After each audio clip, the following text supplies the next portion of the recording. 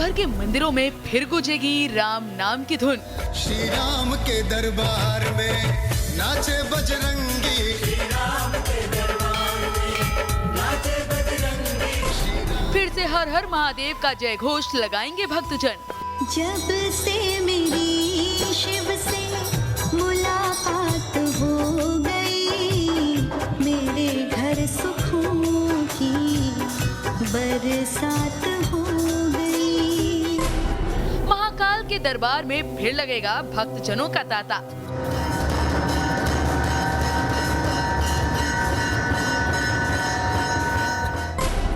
भगवान बद्री विशाल भी देंगे अपने भक्तों को दर्शन।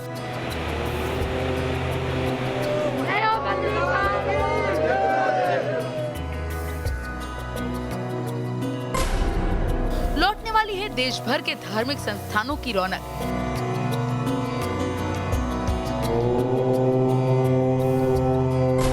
खत्म होने वाली है भक्त और भगवान की दूरी।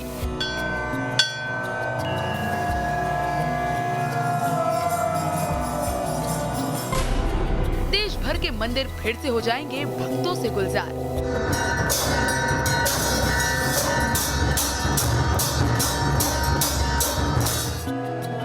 लेकिन बाबा काशी विश्वनाथ के भक्तों को अभी करना होगा थोड़ा और इंतजार।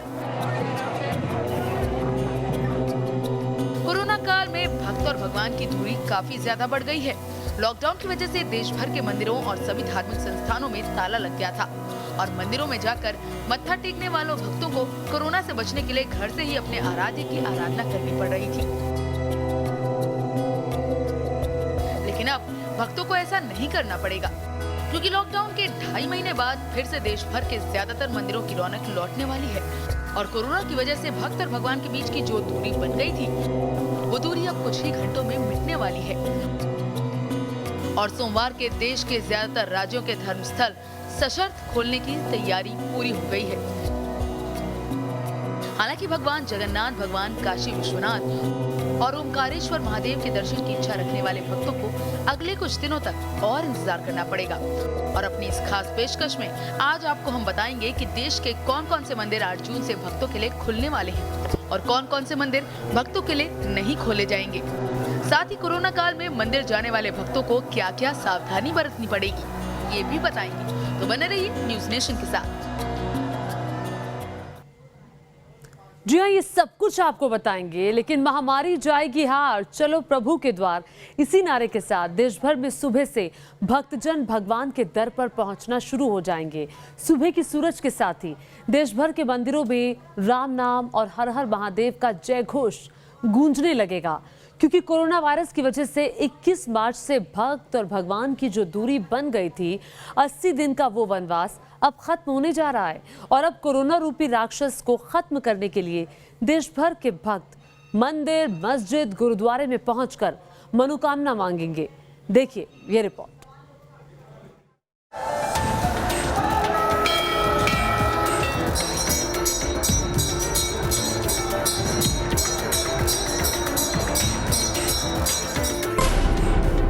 सज गया है भगवान का दरबार, भक्तों का लगेगा बेड़ा पार। अब आस्था की डुबकी लगाकर भक्त देंगे कोरोना को मात।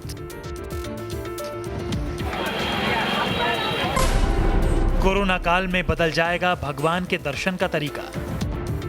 करीब 2.5 महीने से भक्त और भगवान एक दूसरे से दूर हैं। ऐसे में लोगों को बेसब्री से धार्मिक स्थलों के खुलने का इंतजार है और धार्मिक स्थलों में भीड़ ना हो, इसके लिए वो तमाम तैयारियां कर ली गई हैं, जिससे कोरोना की टेंशन को भुलाकर भक्त अपने आराध्य का खुलकर दर्शन कर सकेंगे।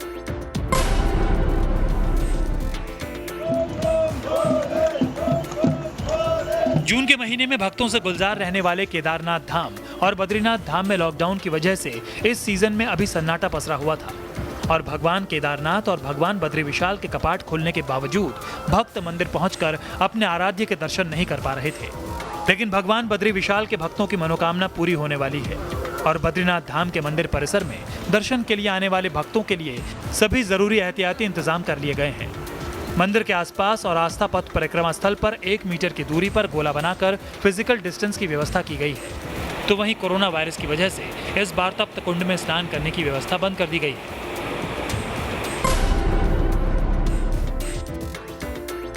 देश की राजधानी दिल्ली के भी ज्यादातर मंदिरों को श्रद्धालुओं के लिए खोलने की सारी व्यवस्था कर ली गई है। और चाहे दिल्ली के झंडेवाला मंदिर हो या फिर कनॉट प्लेस का फेमस हनुमान मंदिर, सभी को केंद्र सरकार की गाइडलाइन के तहत भक्तों के लिए तैयार किया गया है। हर जगह सोशल डिस्टेंसिंग के साथ भक्तों के लिए फ्लोर मार्किंग की व्यवस्था की गई है। तो मंदिर के गेट पर सैनिटाइजर टनल और थर्मल स्क्रीनिंग की भी व्यवस्था की गई है। हालांकि गाइडलाइंस के मुताबिक भक्त अभी मंदिर में घंटा नहीं बजा पाएंगे और ऐसे में मंदिर में लगे सभी घंटों को कपड़ों से ढक दिया गया है।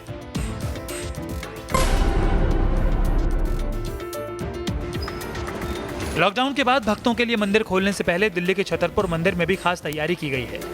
मंदिर खोलने से पहले पूरे मंदिर परिसर को सैनिटाइज किया गया है। वहीं छतरपुर मंदिर में माता कात्यायनी के दर्शन के लिए आने वाले भक्तों के लिए भी सैनिटाइजेशन और थर्मल स्क्रीनिंग का खास इंतजाम किया गया है। जैसा ही MHA की गाइडलाइंस आई हैं और मिनिस्ट्री ऑफ हेल्थ की गाइडलाइंस हैं, उनके बेसिस के ऊपर हम अपनी तैयारी कर रहे हैं। मंदिर को डेली बेसिस के ऊपर, आवरली बेसिस के ऊपर हम सैनिटाइज कर रहे हैं। एक ऑटोमेटिक सैनिटाइज़र मशीन हमने ली है। उस ऑटोमेटिक सैनिटाइज़र से थ्रू पूरी बॉडी ही सैनिटाइज हो जाती है। गोरखपुर के गोरखनाथ धाम मंदिर को भी श्रद्धालुओं के लिए खोलने की पूरी तैयारी कर ली गई है और भक्तों के मंदिर में पहुंचने से पहले पूरे मंदिर परिसर को सैनिटाइज कर दिया गया है। वहीं दर्शन के लिए आने वाले सभी भक्तों की थर्मल स्क्रीनिंग और सैनिटाइजेशन की भी व्यवस्था कर ली गई है। साथ ही ये भी बता दिया गया है कि मास्क लगाकर आने वाले भक्तों को ही मंदिर में एंट्री मिलेगी और सभी भक्तों को सोशल डिस्टेंसिंग का भी खास पालन करना होगा। शासन प्रशासन का जो गाइडलाइन आया है उसके अनुसार हम लोग अपनी सारी व्यवस्था कर लिए हैं। मुख्य द्वार से ही वहाँ महिला द्वार, पुरुष द्वार अलग कर दिया गया है। सैनिटाइजर की व्यवस्था कर दी गई है। वहाँ पर होने के बाद ही लोग पंक्ति में आएंगे, धीरे धीरे दूरी बनाते हुए।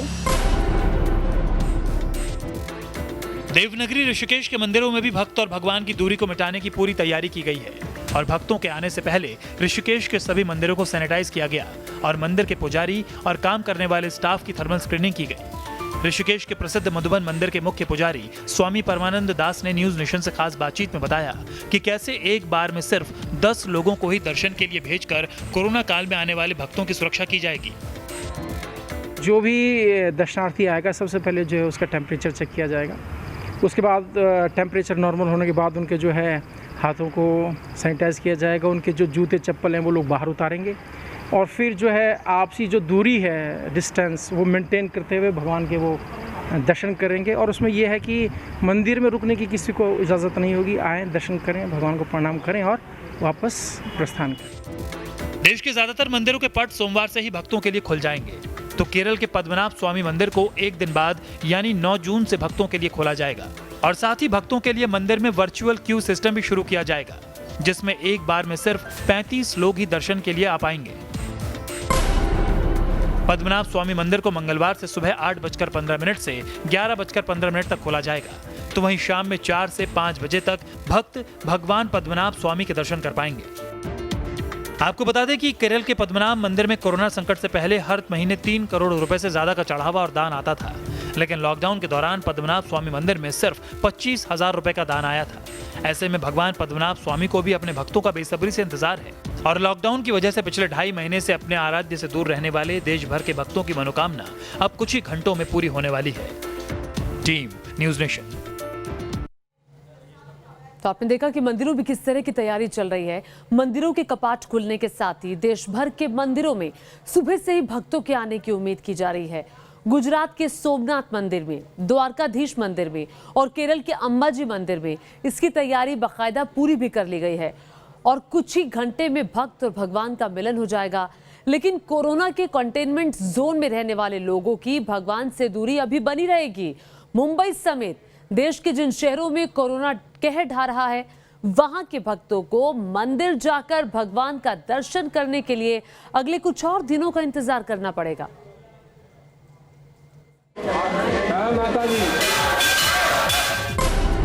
भोले की नगरी काशी में अभी नहीं खुलेंगे मंदिर के कपाट। काशी विश्वनाथ के भक्तों को और करना होगा इंतजार।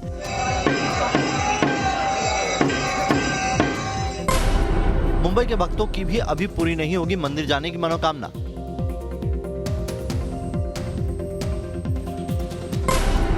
मुंबई के सिद्धिविनायक मंदिर में अभी भक्तों को दर्शन नहीं देंगे गणपति।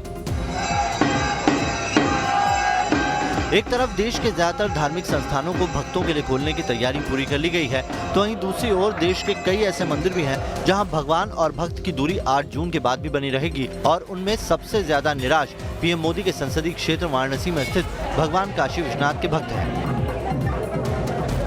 कोरोना काल में पहले धर्म और संस्कृति की नगरी काशी भक्तों से भरा रहता था। बाबा विश्वनाथ के मंदिर से लेकर काशी के घाट तक भक्तों का तांता लगा रहता था।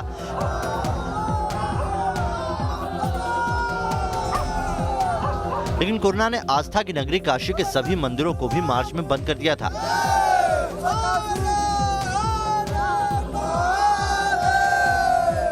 और ऐसे में अब अनलॉक 1 का ऐलान किया गया तो काशी नगरी के लोग भगवान काशी विश्वनाथ के दर्शन का बेसब्री से इंतजार कर रहे थे।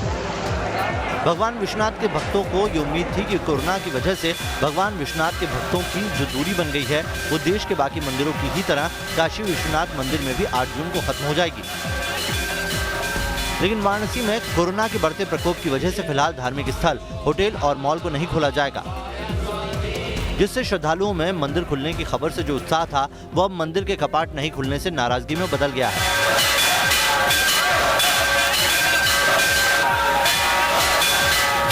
और भोले के भक्तों का मानना है कि राजस्व के लिए अगर धार्मिक शहर में शराब की दुकानों को खोला जा सकता है तो फिर भक्तों के लिए प्रभु का दरबार बंद करके रखना गलत है।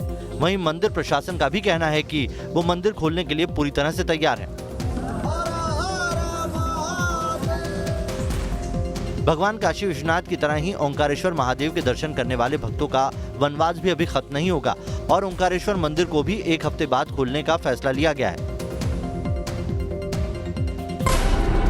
ओंकारेश्वर मंदिर के पट 16 जून से भक्तों के लिए खोले जाएंगे और दर्शन के लिए आने वाले श्रद्धालुओं को भी ऑनलाइन टोकन लेना होगा, तो मास्क लगाकर आने वाले भक्तों को ही मंदिर में एंट्री मिलेगी। वहीं गर्भगृह से करीब 25 किलोमीटर की दूरी से भक्त भगवान ओंकारेश्वर महादेव के दर्शन कर पाएंगे और इसके लिए सैनिटाइजेशन से लेकर बाकी सभी जरूरी इंतजाम किए जा रहे हैं। देश में कोरोना सबसे ज्यादा मुंबई के लोगों पर कहर ढा रहा है। मुंबई में कोरोना संक्रमित मरीजों की संख्या लाख के करीब पहुंच चुकी है और इसका असर मुंबई के मंदिरों पर भी पड़ रहा है। महाराष्ट्र में 30 जून तक लॉकडाउन रहने की वजह से मुंबई के सिद्धिविनायक मंदिर समेत राज्य के बाकी मंदिरों को भक्तों के लिए कब खोला जाएगा, इसका फैसला उद्धव सरकार ने अभी नहीं लिया है। मध्य प्रदेश की राजधानी भोपाल में रहने वाले भक्तों को भी मंदिर में जाकर मत्था टेकने के लिए अभी इंतजार करना होगा, क्योंकि भोपाल के डीएम ने धर्म गुरुओं के साथ बैठक कर सभी धार्मिक स्थलों को खोलने का फैसला फिलहाल टाल दिया है और 1 हफ्ते बाद अब भोपाल के मंदिर, मस्जिद और गुरुद्वारे के खुलने की उम्मीद की जा रही है। सभी धर्म गुरुओं से अनुरोध किया गया था, वो यहाँ पे उपस्थित हुए थे और उनके द्वारा ये फीडबैक किया गया है कि अभी वो पूरी तरह से इसको खोलने में थोड़ा सा एक हिचकिचाहट है, वो तैयारी के लिए थोड़ा सा समय चाहते हैं और वो तैयारी करने के लिए पूरी तरह से तैयार हैं। सैनिटाइज़र की बात हो या साबुन की बात हो, हाथ धोने की बात हो, मास्क की बात हो, तो हम लोगों ने ये तय किया है कि कल से धार्मिक स्थल भोपाल में अभी नहीं खुलेंगे, एक रिव्यू और होगा इसका। देश में अनलॉक 1 लागू होने के बाद से ही जिंदगी को पटरी पर लाने की कोशिशें की जा रही है। ऐसे में बचे हुए धार्मिक संस्थानों के भी अगले कुछ दिनों में खुल जाने की उम्मीद है, लेकिन साथ ही कोरोना काल में मंदिर जाने वाले भक्तों को भी काफी सावधानी रखनी होगी, तभी कोरोना से बचकर वो भगवान के दर्शन कर पाएंगे।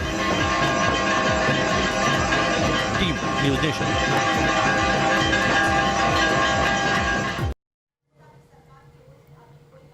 और देखिए, लॉकडाउन के बाद अगर आप भी अपने आराध्य के दर्शन के लिए मंदिर जाने की सोच रहे हैं तो मंदिर जाने से पहले केंद्र और राज्य सरकार की सभी गाइडलाइंस को आप अच्छी तरह से पढ़ लें, जान लें, क्योंकि कोरोना के बढ़ते प्रकोप के बीच मंदिर खोलने का और भगवान भक्त की दूरी को कम करने का जो फैसला लिया गया है उसे सही करने का काम हमारा और आपका ही है।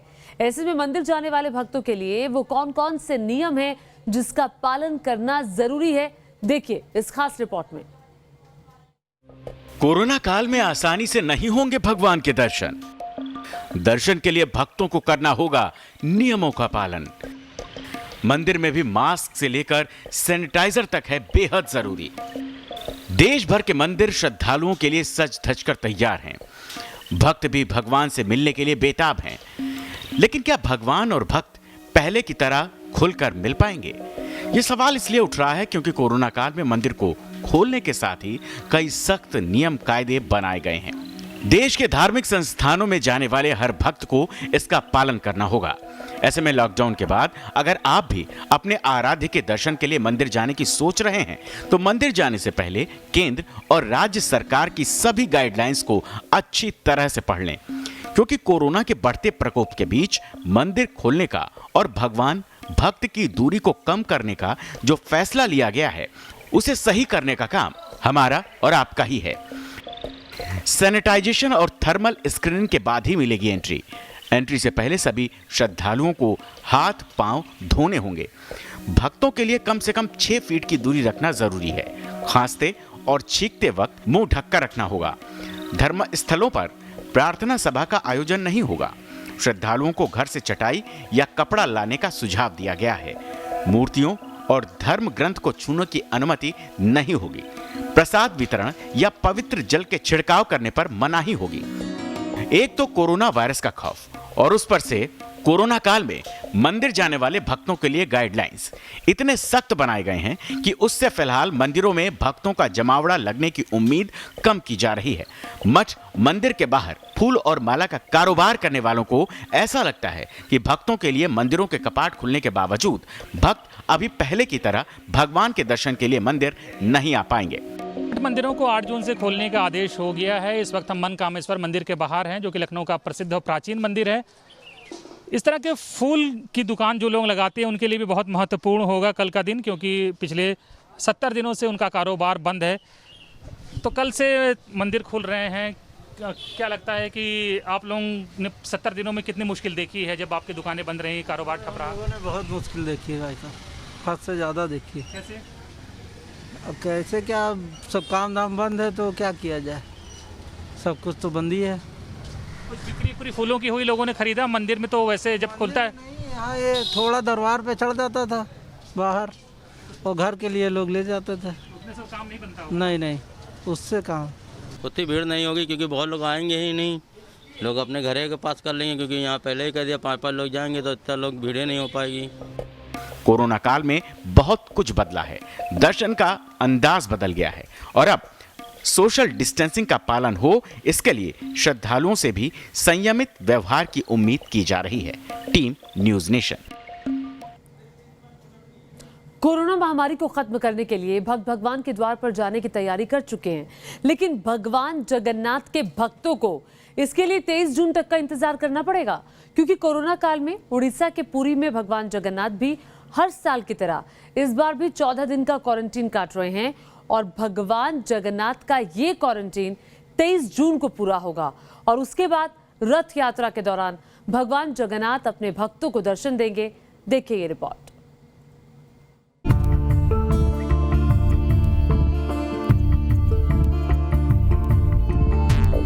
चौदह दिन तक क्वारंटाइन में भगवान जगन्नाथ।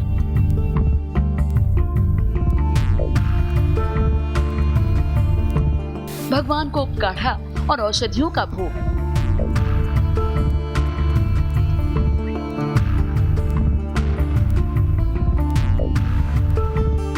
ये भगवान और भक्तों का अनूठ रिश्ता है। भगवान अमर हैं, इंसानों को संदेश देने के लिए बीमार पड़ते हैं और 14 दिन एकांतवास में चले जाते हैं।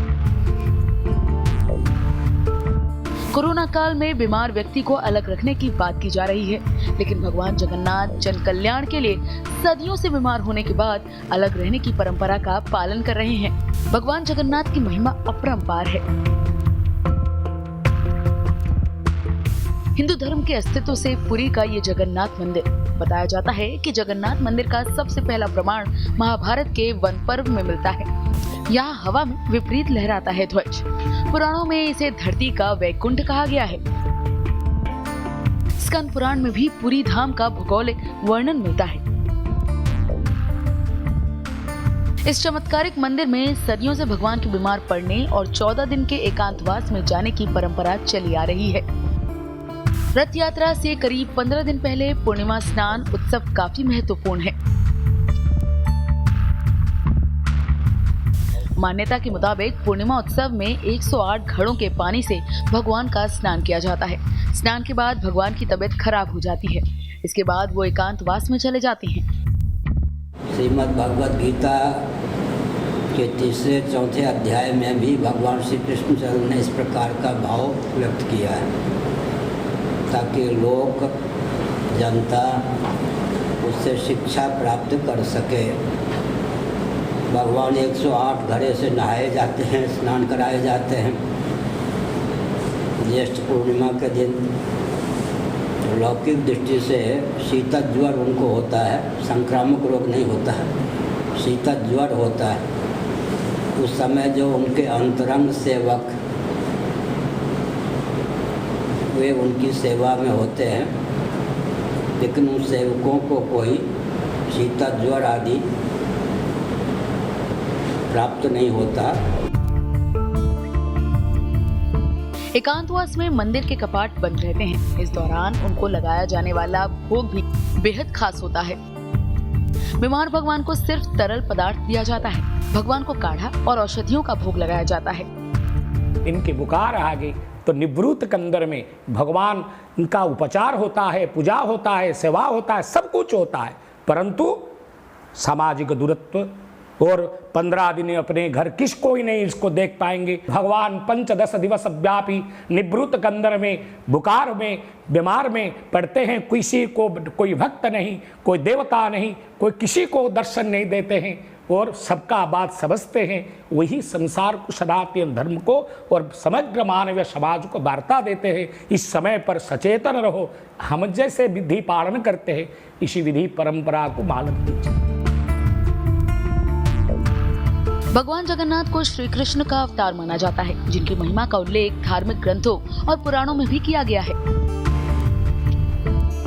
ऐसी मान्यता है कि जगन्नाथ रथ यात्रा में भगवान श्री कृष्ण और उनके भाई बलराम और बहन सुभद्रा का रथ होता है, जो इस रथ यात्रा में शामिल होकर रथ को खींचते हैं। उन्हें 100 यज्ञ के बराबर पुण्य लाभ मिलता है। रथ यात्रा के दौरान लाखों की संख्या में लोग शामिल होते हैं और रथ को खींचने के लिए श्रद्धालुओं का भारी तांता भी लगता है। कोरोना संकट के बीच कैसी होगी पुरी की रथ यात्रा? जगन्नाथ यात्रा के लिए रथ का निर्माण सरकार की तरफ से तय गाइडलाइंस के तहत चल रहा है, लेकिन रथ यात्रा कैसे निकाली जाएगी ये अभी तय नहीं है। Team news nation. देश के ज्यादातर धार्मिक स्थल कल सुबह से खुल जाएंगे और न्यूज़ नेशन आपसे अपील करता है कि जो सरकार ने नियम बनाए हैं दर्शन के लिए, उन नियमों का पालन आप जरूर करें। एक छोटे से ब्रेक के लिए रुक रहे हैं।